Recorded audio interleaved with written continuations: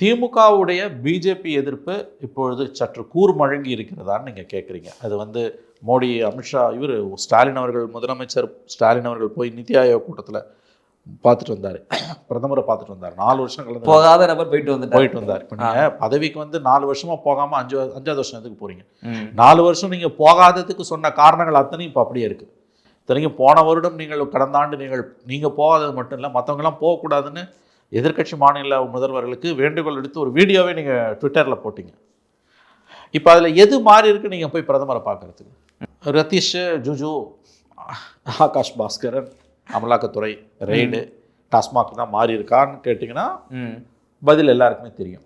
So இந்த கேள்வி நீங்கள் இப்போ உதயநிதின்ற தனிநபர் அல்ல, திமுகன்ற அரசு, திமுகன்ற கட்சி, அவர்கள் பிஜேபியுடனான மத்திய அரசுடனான அணுகுமுறையில் இப்பொழுது மாற்றத்தை சந்தித்து கொண்டிருக்கிறார்களான்னு கேட்டிங்கன்னா இருக்கலாம், மேபி.